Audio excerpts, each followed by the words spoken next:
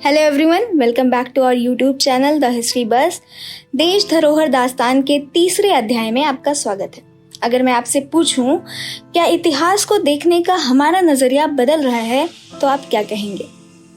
NCERT कक्षा 8 की social science की पाठ्य पुस्तक में हालिया संशोधन किया गया है, जिसमें किताब की शुरुआत एक note on some dark periods in history से होती, जिसमें मध्यकालीन शासकों जैसे बाबर को brutal and ruthless conqueror, Akbar के शासन को blend of brutality and tolerance और औरंगजेब को destroyer of temples and gurdwaras के रूप में चित्रित किया गया है।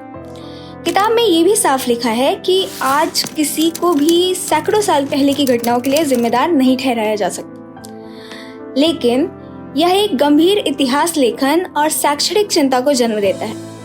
ये विशेषण जैसे धार्मिक असहिष्णुता, निर्दयी या धर्मनिरपेक्ष आधुनिक राजनीतिक अवधारणाओं पर आधारित है, जिन्हें मध्यकालीन भारत के संदर्भ में लागू करना भ्रामक है, क्योंकि उस समय शासन, वैधता और सामाजिक संरचना के मानदंड आज से बिल्कुल भिन्न थे। सबसे पहले सेक्युलरिज्म की अवधारणा, एक राजनीतिक सिद्धांत जो पोस्ट एनलाइटमेंट यूरोप, विशेष रूप से ट्रीटी ऑफ वेस्टफेलिया के बाद विकसित हुआ, जो कि धर्म और राज्य के बीच स्पष्ट अलगाव पर आधारित है। इसके विपरीत भारत का मध्यकालीन राजनीतिक ढांचा, जिसमें शाही सत्ता को धर्म से वैधता मिलती थी।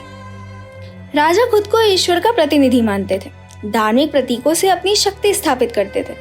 राज्य और धर्म अलग नहीं थे। धर्मनिरपेक्षता की आधुनिक अवधारणा उस समय के संदर्भ में लागू नहीं होती थी।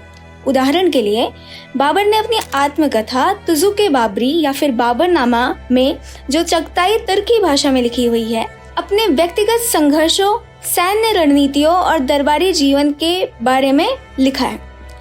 यद्यपि उन्होंने मूर्तियों के विनाश और मस्जिदों के निर्माण का उल्लेख किया है, लेकिन भारत में उनके अभियान मुख्यतः मध्य एशियाई विजय परंपरा, वंशगत महत्वाकांक्षा और वैधता की खोज से प्रेरित थे, धार्मिक युद्ध से नहीं।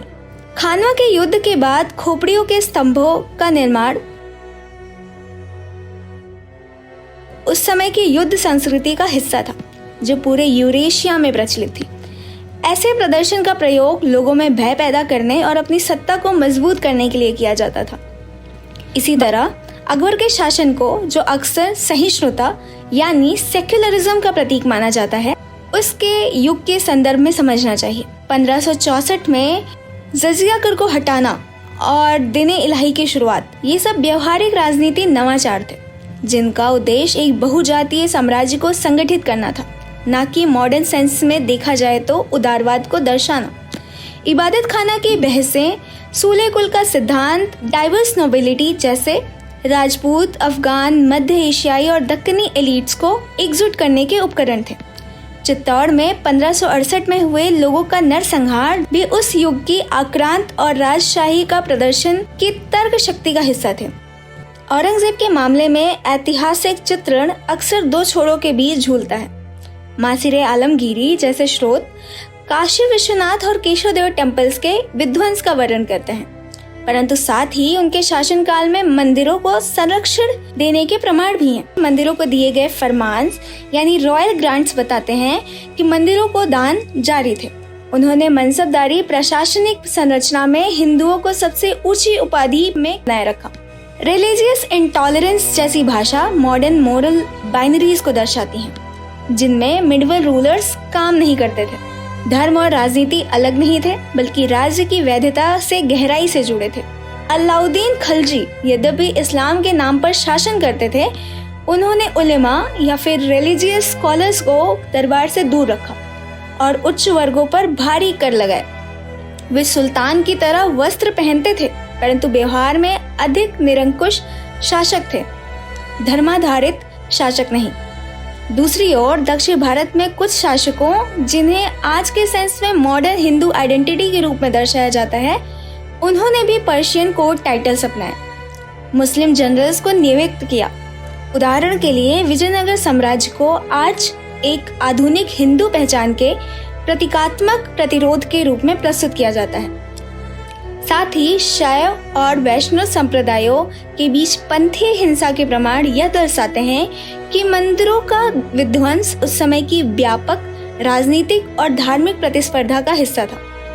यह भी ध्यान देने योग्य है कि मध्यकाल में हिंदू पहचान कोई स्थिर या स्पष्ट परिभाषित इकाई नहीं थी। उस समय के शासक प्रायः स्वयं को किसी वंश जैसे चोल, गढ़वाल, राष्ट्रकूट संप्रदाय जैसे वैष्णव या शैव या फिर क्षेत्रीय पहचान से जोड़ते थे। उपनिवेश कालीन इतिहास लेखन विशेषता James Mill, Elliot and Dowson ने भारतीय इतिहास को तृतीय विभाजन में बांटा, हिंदू, मुस्लिम और ब्रिटिश। यह श्रेणीकरण आज भी पाठ्यपुस्तकों को प्रभावित करता है। इसका दुष्परिणाम यह हुआ कि धार्मिक पहचान को इतिहास का केंद्रीय चालक मान लिया गया, जबकि वास्तव में यह कई सत्ता के परस्पर गुथे हुए स्तर में से एक था। अतः यदि पाठ्यपुस्तकों में मध्यकालीन भारत में वॉयलेंस, रिलीजन और पॉलिटिक्स की चर्चा करनी है तो वह कार्यविधि में सतर्कता के साथ करनी चाहिए। मॉडर्न कैटेगरीज से शासकों को आंकने के बजाय छात्रों को यह सिखाया जाना चाहिए कि प्राइमरी सोर्सेज को कैसे पढ़ा जाए, जैसे तारीख फिरोजशाही, आईने अकबरी, राज तरंगिनी, मंदिर शिलालेख और क्षेत्रीय गाथाएं। उन्हें ये पूछना चाहिए कि ये किसने लिखा, किसके लिए लिखा, किसके संरक्षण में लिखा और किस कॉन्टेक्स्ट में लिखा। अंततः इतिहास की शिक्षा में प्रेजेंटिज्म यानी आधुनिक मूल्यों को अतीत पर आरोपित करना, इससे बचा जाना चाहिए। मध्यकालीन शासकों ने एक ऐसे संसार में शासन किया जो आज से बहुत भिन्न था। उन्हें टॉलरेंस, इंटॉलरेंस, सेक्युलर, कम्युनल या हिंदू मुस्लिम जैसे द्वैतों में सीमित करना छात्रों को अतीत और वर्तमान दोनों के बारे में गलत जानकारी देना है। कक्षा को जिज्ञासा का स्थान होना चाहिए, मतबद्ध शिक्षा का नहीं।